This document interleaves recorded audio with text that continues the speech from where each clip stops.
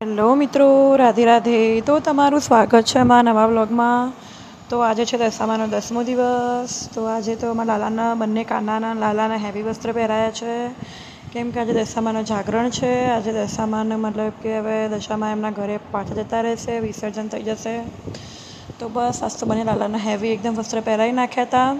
અને અમે લોકો પછી આવી ગયા હતા દશામાની આરતી કરવા અને વાર્તા સાંભળવા માટે. અને દશામાને ભોગ લગાવી દીધો હતો ચૂરમાનો, કેમ કે એમને દશામાને ચૂરમાનો ભોગ લાગે. તો બસ અમે પછી એમને ભોગ ગઈ રહ્યા છીએ. માતાજીને ભોગ ધરાયો. નીચે લાલાને બી ભોગ ધરાવીને આવી ગયા. મારા પપ્પા આવ્યા હતા દશામાના દર્શન કરવા માટે. તો જોઈ શકો છો, જસ્મિતા બેઠી છે, મારા પપ્પા દર્શન કરી રહ્યા છે. પછી મારા પપ્પા ગયા અને હું અને કાનો બંને જણા બેઠા હતા. ઊંઘમાંથી ઉઠી ગયા, એટલે કે ઊંઘવા તો નહોતા પણ ઊંઘ આવતી હતી. તો મેં કીધું ભાઈ તું ચા બનાવી, કીધું ખોટી ઊંઘ આવે મને તો પછી મારી બહેને ચા બનાવી દીધી હતી. અને આરે અમારા ભાઈ હાણસીથી બીવાય. તો દેખો એને હું બીવડાવું ખબર નહીં, એને હાણસીથી શું બીક લાગે. તો દેખો અમારા બહેને ચા મૂકી દીધી હતી, કેમ કે અમારા બનેવી આવી ગયા હતા, અમારી યશકુમાર. તો આરે હું એને ભરી બીવડાવતી હતી, કેમ કે મને મજા આવતી હતી. ખબર નહીં એને હાણસીમાં શું દેખાય ને તો બીવાય.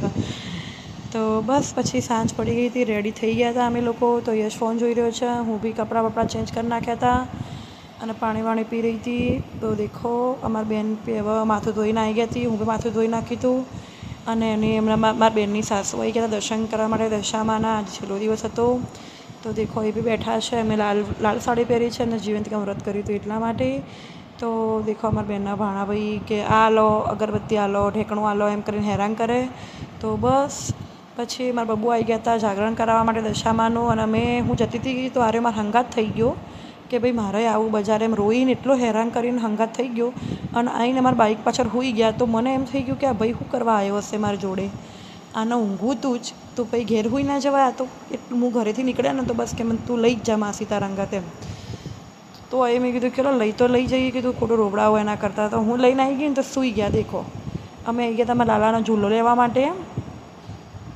તો દેખો આ દુકાન છે ચેહરવાળી દુકાન છે. તો મારા બહેને બી કાલે અહીં ઝૂલું દીધું તો મેં અહીંયાથી લીધું. તો મને પગ દુખતો હતો તો પછી એને માસાએ લઈ લીધો. મને કે લાય તું ઝૂલો જો. અને અમે ઝૂલો લઈને ઘરે આવી ગયા હતા. તો પછી એને રોશની માસી એને ખાવાનું ખવડાવી રહી હતી. મારા બબ્બુ અને યશ બધા એકટાણું કરવા બેસી ગયા હતા. આમાં તો ખાલી ચૂરમું ખાવાનું હતું. તો બસ આજ તો જાગરણ હતું. તો દેખો રીટાબેન, શૈલેષભાઈ, ગુડ્ડુન બધા આવી ગયા હતા જાગરણ કરાવવા માટે. એટલે એમ કે ચલો ભાઈ અમારે તો જ્યારે મહેસાણામાં આરી બેન સંતાએ રોશનીબેન, આ દેખો હું મહેસાણામાં ગઈ વખત બી જાગરણ કર્યું હતું ત્યારે 1, 1, 2 વગાડ્યા હતા. તો બસ બધા બેઠા હોય ને, બધા ઝાઝા લોકો હોય ને જાગરણ કરવાની મજા આવી જાય. બસ પછી રીટાબેન અને શૈલેષભાઈ નીકળી ગયા. ને પછી અમે લોકો બી નીકળી ગયા બાઇક ઉપર આંટો મારવા માટે.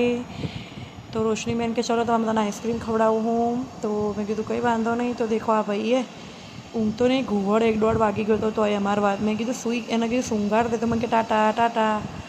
તો એ ઊંઘતો નહીં, અમારા વાદે ફરવા આવી જાય કે ભાઈ મારે આવું એમ, તમે લોકો ફરો ને હું ઘરે રહું એમ ના ચાલે ને. તો દેખો 1, 1.5 વાગ્યો હતો ને તો એમાં હંગા જાગતો હતો રહ્યો. તો બસ પછી અમે લોકો આવી ગયા હતા હેવમોરમાં. રોશનીબેન, અમારા હિતેશ કુમારજી, અમારા જીજાજી અમને આઈસ્ક્રીમ ખવડાવવા લઈને આવી ગયા હતા.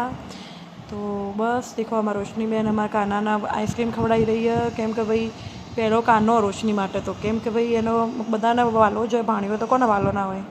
તો દેખો અમે બધા એની માને ચિંતા નહીં એટલે એની માસીની ચિંતા વિચારીને કે ભાઈ પહેલાં એને ખવડાવું એમ. એને બી ઉપવાસ હતો, એને ના ખાધી. અને પછી અમે લોકો બેસવાની જગ્યા ગોતી રહ્યા હતા. મારા બબ્બુ હંતાઈ રહ્યા હતા આઈસ્ક્રીમ ખાઈને.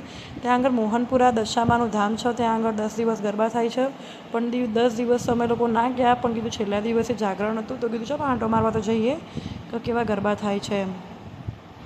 તો સરસ હતું બધું. અમે તો ખાલી જોવા જ ગયા હતા, કેમ કે ગાવાનું તો ઈચ્છા નહોતી મારી. પણ તો અમારા બેને 2-3 આંટા માર્યા હતા. અમારા જસ્મિતાબેન દેખવા જઈ રહ્યા હ, એને શોખ હ, મને બી શોખ હ. પણ હું વળી કપડાં ચેન્જ કરી નાખી હતી, ડ્રેસ બદલી નાખ્યો હતો કેમ કે મને ગરમી લાગી રહી હતી. અને એને ડ્રેસ પહેર્યો હતો તો એ ગાવા ગઈ. પછી અમે લોકો આવી ગયા ઘરે થોડા ગરબા જોઈને. અને દેખો બધા ભાઈ બેઠા છે. અને હવે 3 વાગી ગયા હતા, 2:30 થઈ ગયા હશે.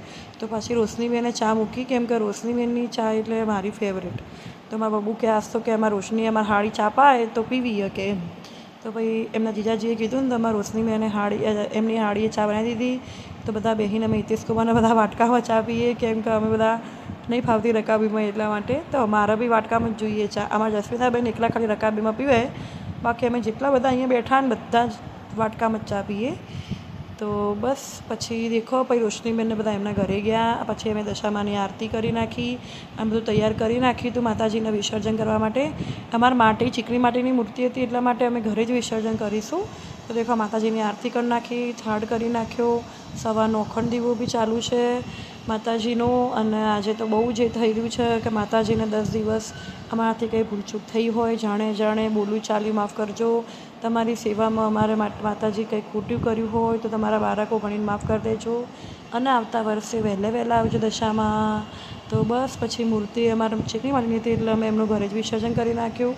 અને હું બી કહું છું કે દરેક લોકો ચીકણી માટી લાવો, કેમ કે ખરેખર આ સારું હોય અને એમ કે આને નેચરલી કહેવાય.